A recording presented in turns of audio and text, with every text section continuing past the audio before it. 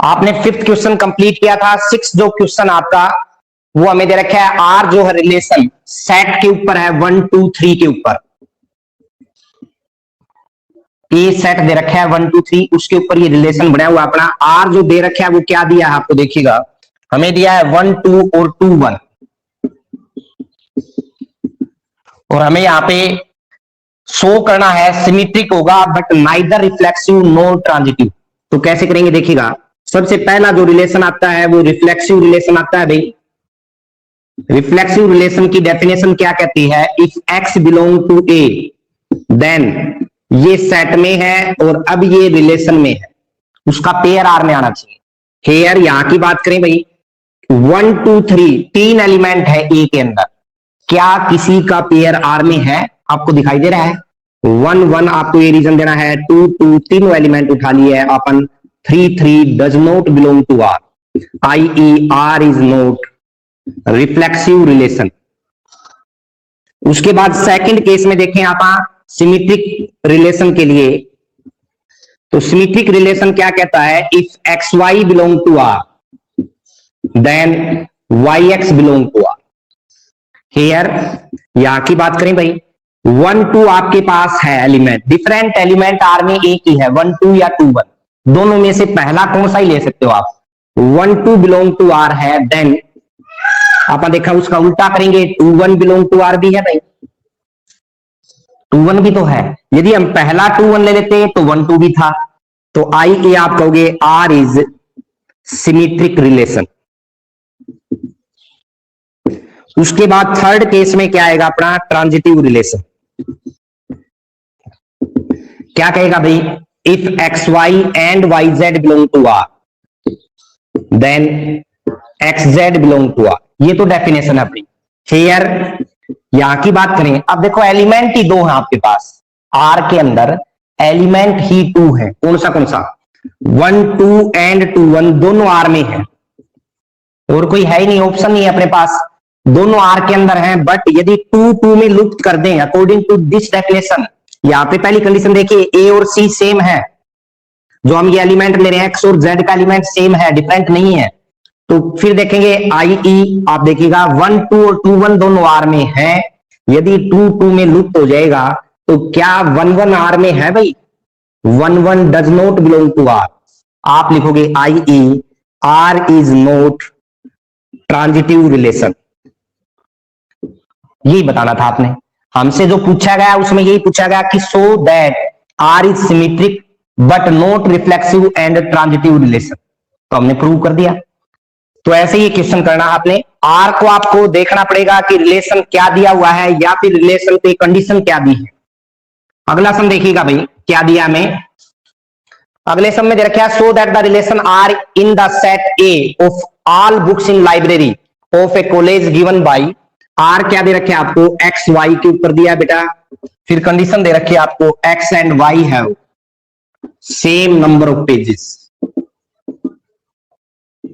हाँ जी, एक्स और वाई जो है वो सेम नंबर ऑफ पेजेस है।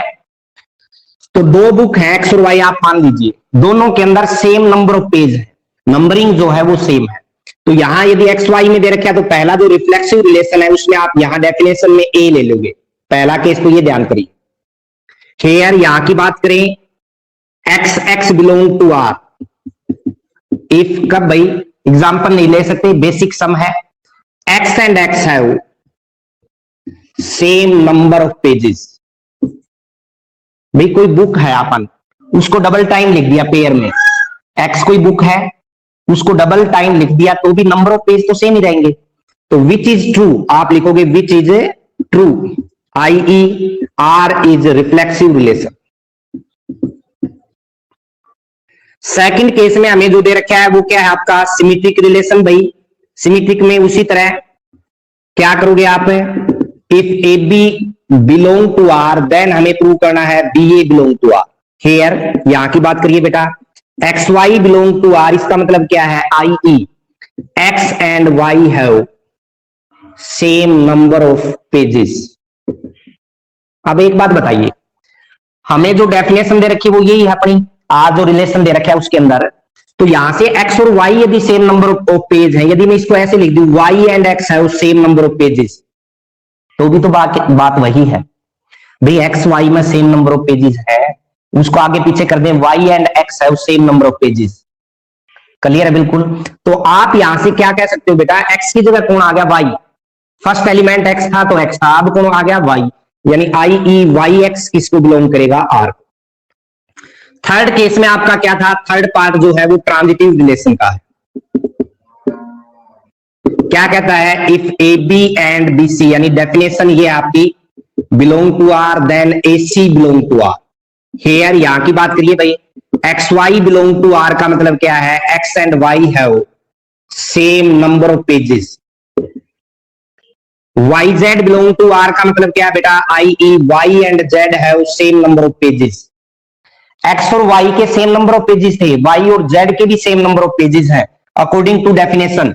अब यदि यहां से हम ये कह दें एक्स वाई में भी सेम नंबर ऑफ पेज है, दोनों बुका वाई जेड में भी सेम है, और मैं ये कह दूं कि वाई को यहां बीच में छोड़ दें, x and z have same number of pages, तो भी तो बात सही है।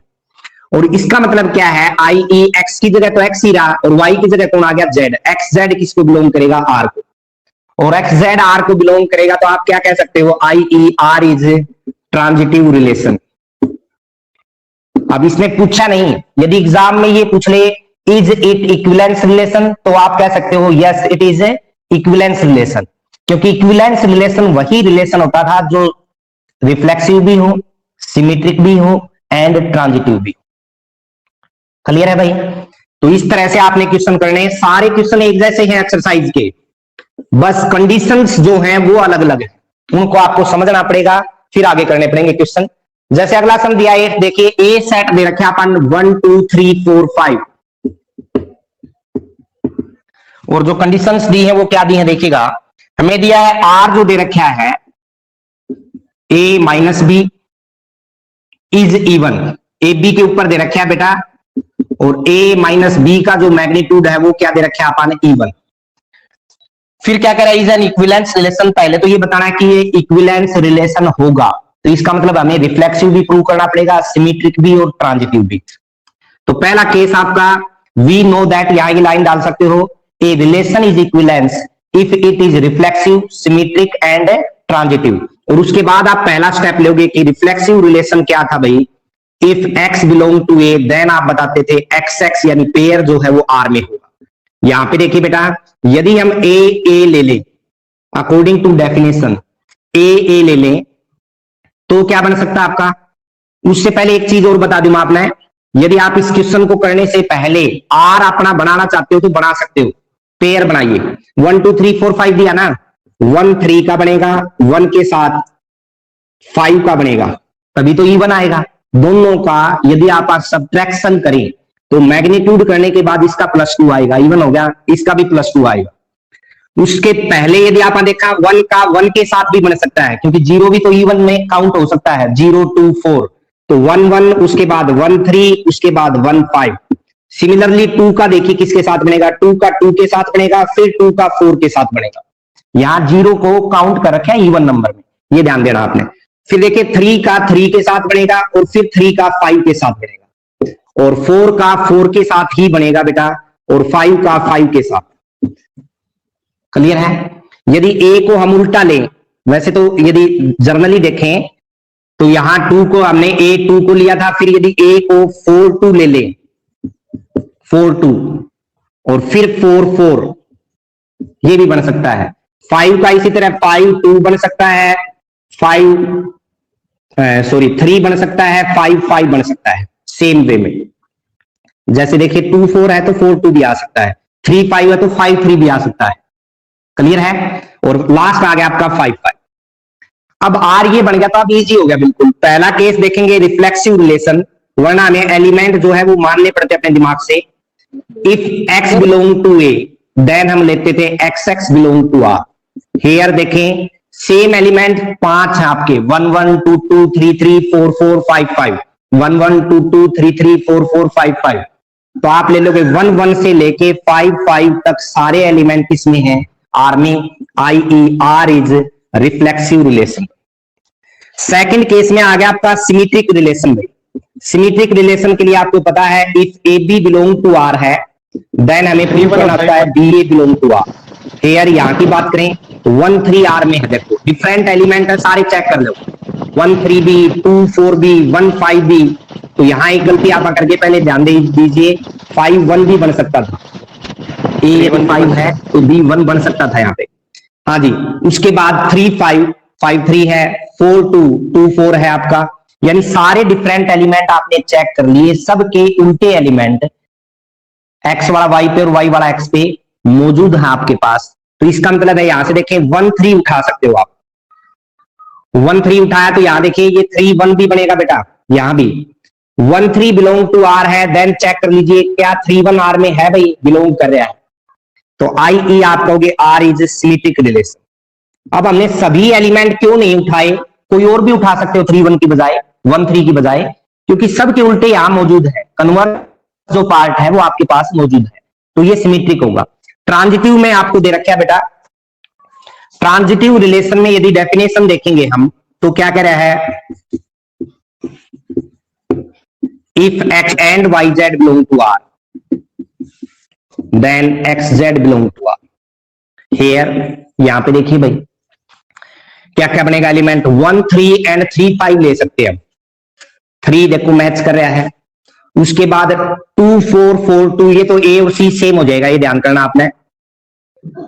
तो 1 5 5 3 भी ले सकते हैं, 1 5 5 3 लेंगे तो भी 1 3 आपके पास मौजूद है। तो यहां पे जो भी एग्जांपल लो आप, जैसे आपने 1 3 एंड 3 5 ले लिया, सारे जो एलिमेंट लोगे सबके बीच वाला एलिमेंट यदि लुप्त हो जाता है तो 1 5 जो है यहां पे आर में मौजूद है, belongs to R, then R is a transitive relation. Reflexive भी हो गया, इसके अलावा कोई पेयर बन रहा है वो भी आर में है बेटा, तो रिफ्लेक्सिव भी हो गया, सिमेट्रिक भी हो गया, ट्रांजिटिव भी हो गया, तो आप कहोगे hence R is an equivalence relation. R क्या बन गया आपका, इक्विवेलेंस रिलेशन बन गया। उसके बाद आपने क्या करना है देखिएगा, आगे क्वेश्चन दे रखा है, इक्विवेलेंस प्रूव करने के बाद हमें क्या क्या दिया गया है, हमसे पूछा गया है so that element of 1 3 5 are related to each other and all the element of 2 4 are related to each other. दो सेट दे दिए, मान लीजिए बी सेट तो ले लिया अपन 1 3 5, अब 1 3 5 देखो 1 1 1 3 1 5, फिर देखो यहां एलिमेंट जो है 3 1 3 3 3 5, फिर 5 वाला देखिए 5 1 5 3 5 5। भाई 1 के साथ 3 या तो 1 ही है या फिर 3 है या फिर 5, इसी तरह 3 के साथ या तो 3 है या फिर 1 है या 5, उसी तरह 5 के साथ या तो 5 ही है आपका आर के अंदर या फिर 5 1 है 5 3 है। तो हेयर आपको ये लिखना है बेटा, अकॉर्डिंग टू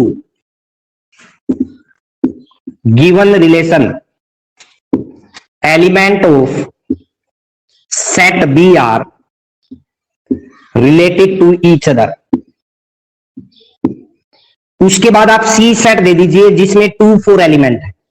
अब 2 4 का इकट्ठा क्यों लिया देखिएगा, 2 2 2 के साथ या तो 2 ही है या फिर 4 है, देख लो 4 के साथ या तो 2 ही है या फिर क्या है 4, तो आप क्या लिखोगे here according to given relation element of set C are related to each other, related to each other. उसके बाद आपने क्या लिखना here element of B and C are not related to each other, क्योंकि आप रिलेशन में देख लीजिए 1 का 2 के साथ कहीं रिलेशन नहीं बन रहा है, 1 का 4 के साथ भी नहीं बन रहा, क्योंकि इवन पूछा गया है, तो जो आपके पास रिलेशन है उसके अकॉर्डिंग आपको डिफाइन करना है। Here element of B and C are not related to each other according to given relation, according to given relation, ये आपको डालना है। तो पहले आपको इक्विवेलेंस बताना था, उसके बाद जो कंडीशन दी है हमने ये बी सेट मान लिया, लेट मान सकते हो आप यहाँ पे कि बी सेट ये माना आपने और सी सेट ये माना आपने, अकॉर्डिंग टू रिलेशन बता भी दिया कि जो ये एलिमेंट है ये आपस में कनेक्टेड है यानी रिलेटेड है एक दूसरे के साथ, ये वाले एलिमेंट अपने रिलेटेड है एक दूसरे के साथ, लेकिन दोनों जो सेट है वो एक दूसरे से रिलेटेड नहीं है, वही डाले आपने। तो इस क्वेश्चन में ये पूछा गया था आपसे अलग से। उसके बाद जो है आपका अगला क्वेश्चन देखिएगा क्या दिया है, हमें दिया भाई 9th क्वेश्चन में कि so that each of relation R in the set A दे रखा है। ए सेट क्या दिया है भाई, हमें कंडीशन दे रखी है x बिलोंग टू z और 0 less than is equal to x less than is equal to 12। 0 कोई इंटीजर है और जो रिजल्ट है x के, 0 इंटीजर है आपको पता है, x के जो रिजल्ट है वो 0 और 12 के बीच में है, 12 भी इंटीजर है, बीच के जो एलिमेंट है। अब यदि a की बात करें अकॉर्डिंग टू गिवन कंडीशन तो यहां इंटीजर है तो 1 से लेके सारे एलिमेंट आ जाएंगे 12 तक, यही बनेगा आपका। अब यहां पे r क्या दिया हुआ आपको, r दिया बेटा ए बी के ऊपर और कंडीशन क्या दी है भाई आपको, a minus b is magnitude दिया है, इज मल्टीपल ऑफ 4। यहां से अच्छी तरह समझ में आएगा क्वेश्चन, देखिएगा आपको 1 का पहला रिलेशन या तो 1 के साथ ही बनेगा, क्योंकि 0 हम काउंट कर सकते, 0 4 जा या 4 0 दा, 0 ही आएगा। 4 टेबल जब हम करते हैं, छोटे बच्चों को सिखाते हैं, 4 0 दा 0, 4 1 जा 4। उसी तरह 1 1 को यदि यहां आप सब्ट्रैक्ट करोगे तो रिजल्ट क्या आएगा आपका, 0 ही आएगा। फिर 1 का पेयर किसके साथ बने भाई, 5 के साथ बने, तो आपका -4 का मैग्नीट्यूड +4 हो गया, जो किसका मल्टीपल है 4 का। फिर 1 का बने पेयर 9 के साथ, 1 9 को सब्ट्रैक्ट करोगे -8 आएगा, जो मल्टीपल है किसका 4 का। फिर 1 का आगे 12 तक एलिमेंट है, किसी मतलब 12 तक और किसी एलिमेंट के साथ नहीं बनेगा।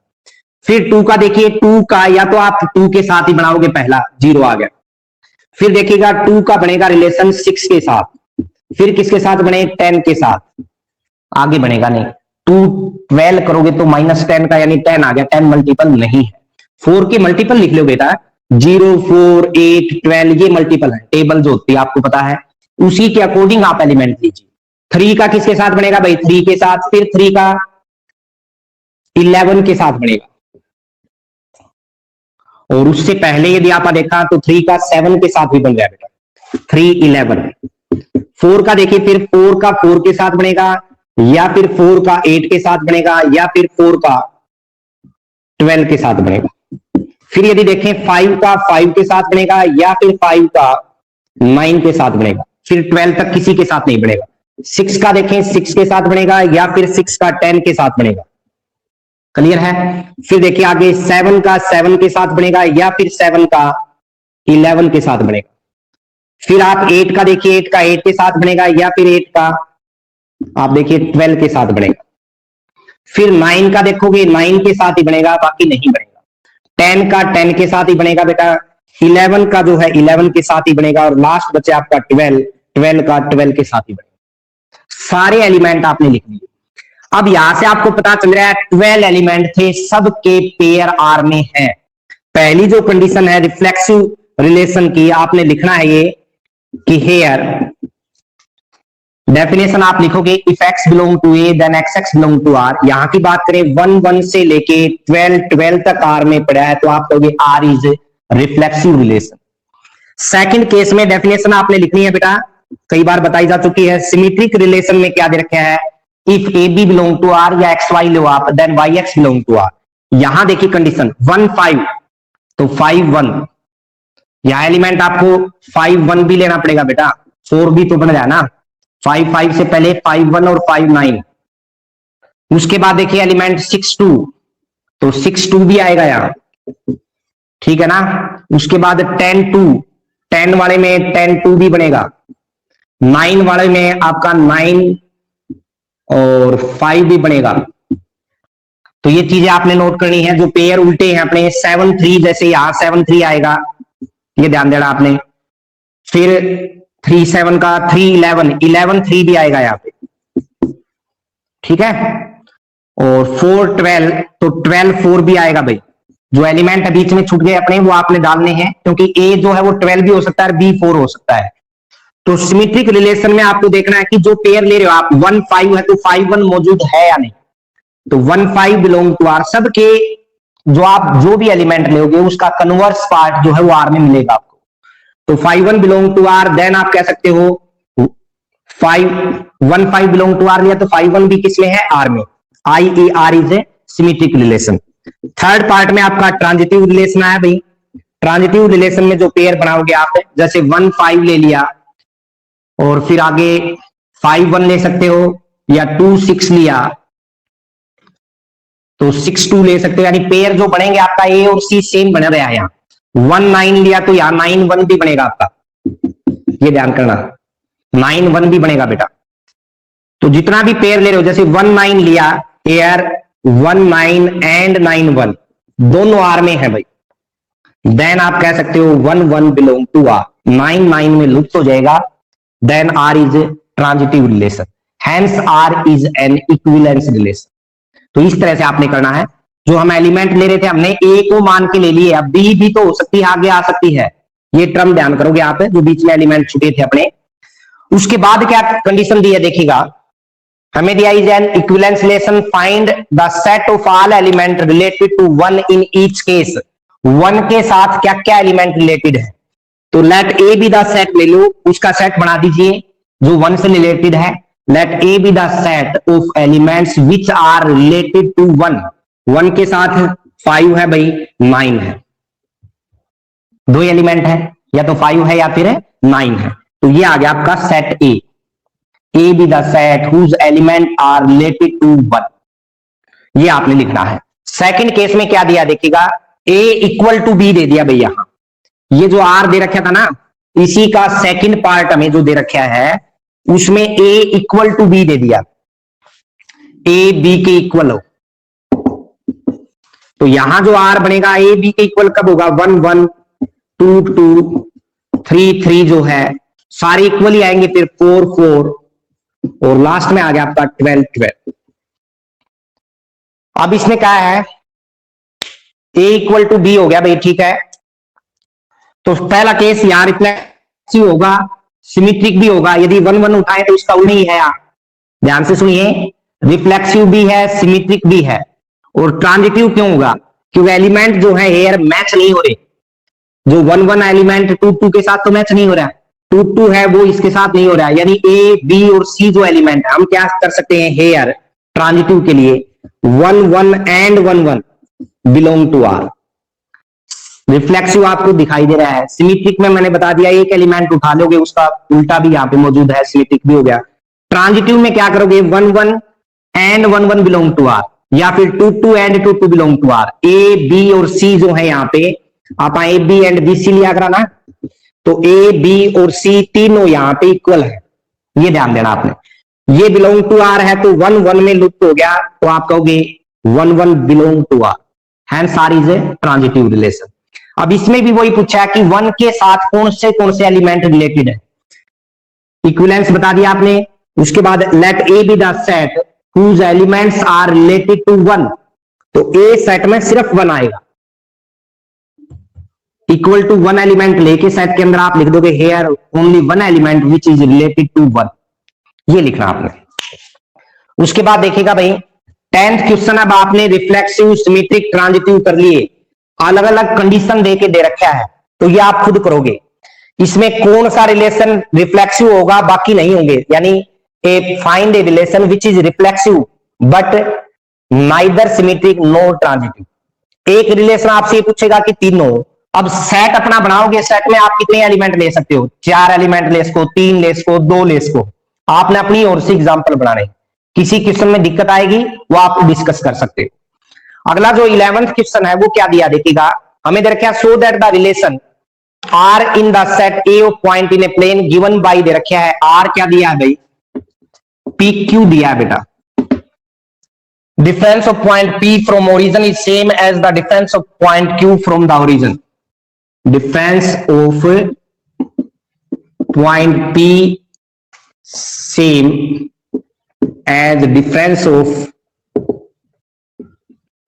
Point Q from origin. हाँ जी, तो इसमें क्या क्या दे रखा देखिएगा, इज एन इक्विवेलेंस रिलेशन बताना है। Further show that the set of all points related two point P non zero जो दे रखा है 0 0 के इक्वल ना हो, is the circle passing through P with origin as a centre. तो ये तो सिंपल है, लास्ट में हमें पता है कि जो सर्कल आप ड्रा करेंगे 0 0 के ऊपर, मान लीजिए कोई भी सर्कल है, आप रेडियस लेते हैं, रेडियस मान लीजिए 1 ले ली, 2 ले ली, जो उसका सेंटर होता है वो तो ओरिजिन ही होता है। जो सेंटर आप ले वहां सेंटर के ऊपर जो पॉइंट हो एक्स एक्सिस का और वाई एक्सिस का वो तो जीरो ही होता है ना। इसके अलावा 2 यूनिट दिए तो 2 रेडियस का है सर्कल, 3 यूनिट दिए तो 3 रेडियस का सर्कल है। ये तो सिंपली दे रखा है, आपने ये लिख देना है कि here we know that if we take a circle then its origin is always 0 0। Last वाला जो पार्ट है, अब बच गया आपको इक्विवेलेंस रिलेशन प्रूव करना है। तो उसके लिए पहला पार्ट जो आपका रिफ्लेक्सिव रिलेशन आएगा। रिफ्लेक्सिव रिलेशन में आपको पता है कि यहां हमें पॉइंट दिए हुए हैं, डेफिनेशन तो आप उसी तरह दोगे, if a belong to A then आप बताओगे a belong to R. Here आप बता दो पी और पी बिलोंग टू आर। अब पी का जो है वो ओरिजिन से डिफरेंस जो है वो इक्वल है, यानी जो डिस्टेंस है, डिफरेंस ऑफ पॉइंट्स दे रखा था आपको यहां पे, डिस्टेंस ऑफ पॉइंट्स है बेटा। तो डिस्टेंस पी का ओरिजिन से सेम है और इस पॉइंट का भी सेम है। हेयर आप बता सकते हो distance of P from origin is same, I R is reflexive relation. भाई इस पॉइंट का भी तो सेम है तो इसका भी तो सेम ही होगा। सेकंड केस में आप देखें, आपका आएगा सिमेट्रिक रिलेशन। सिमेट्रिक रिलेशन में क्या बताया गया था, if a b belong to R then b a belong to R. Here यहां की बात करो भाई, यदि आप देखें P Q belongs to R, इसका मतलब क्या है, i e distance of P and Q from origin is same. लिख दिया भाई अपन। अब उल्टा लिख दें इस बात को, distance of Q and P R same from origin. तो ये बात भी तो सेम ही है। अब P की जगह कौन आ गया Q एंड Q की जगह कौन आ गया P। आई ए आप बता दोगे Q P belong to R, तो आपका सिमेट्रिक रिलेशन हो जाएगा। R is a symmetric relation. Transitive relation में क्या बताया गया था बेटा, डेफिनेशन आपको लिखनी है पहले तो। इफ एक्स जो भी दे रखा है ए बी के अंदर दिए तो a b and b c belong to R, then आपने बताया था a c belong to R. Here यहां की बात करें, पहला पी क्यू ले लिया, P Q belong to R, या P Q and Q R ले लीजिए आप, बिलोंग्स टू आर। इसका मतलब i e distance of P and Q is same from origin. फिर आप लिख दोगे distance of Q and are is same from origin. अब P और Q का डिस्टेंस ओरिजिन से सेम है, क्यू आर का भी सेम है, तो Q को आप बीच में छोड़ सकते हैं। अगली लाइन में आप लिख सकते हो distance of P and R is same from origin. P और R का भी सेम आ गया, तो आप लिख दोगे i e P R belongs to relation. I e R is transitive relation हो गया बेटा। सिमेट्रिक भी था, रिफ्लेक्सिव भी था, ट्रांजिटिव भी आ गया, तो आप लिख दोगे R is an equivalence relation. और लास्ट मैंने बताया था ये जो सेंटर का ओरिजिन होता है वो ऑलवेज 0 0 होता है, चाहे उसकी रेडियस कुछ भी हो, वो आपने ड्रा करना है, यानी वो लिखना है सिर्फ मात्र। We know that origin of centre is always 0 0 on which radius जो दे रखी है आपको 2 यूनिट हो, 3 यूनिट हो, 4 यूनिट हो। उसके बाद आगे क्या दिया देखिएगा, 12th क्वेश्चन में दे रखा है आर जो रिलेशन दिया है आपको वो ट्रायंगल के ऊपर है बेटा, T1 T2 के ऊपर, और T1 इज दे रखे आपको सिमिलर टू T2। तो इसने कहा पहले तो हमें बताना है कि ये इक्विवेलेंस रिलेशन है। पहली कंडीशन वही, रिफ्लेक्सिव आपको पता है T1 T1, डेफिनेशन वही लिखनी है आपने। यहां के लिए बता दो रिफ्लेक्सिव रिलेशन में आप एयर लोगे T1 T1 belong to R if T1 is similar to T1। We know that, यहां डाल सकते हो आप a triangle is similar to itself, मतलब खुद के सिमिलर होती है कोई भी ट्रायंगल। आई ई आप कहोगे R is reflexive relation. Second case में सिमेट्रिक रिलेशन के लिए डेफिनेशन वही देनी है आपने, if a b belong to R then b a belong to R. तो हेयर यहां की बात करें T1 T2 belong to R, इसका मतलब क्या है, T1 is similar to T2। उल्टा लिखेंगे बेटा T2 is similar to T1, बात तो एक ही है। इसका मतलब हमने लिया तो T1 T2 था, अब उल्टा लिख सकते हैं कि T2 T1 भी किसको बिलोंग करेगा, R को। तो R is a symmetric relation. Third case में आप करोगे ट्रांजिटिव रिलेशन।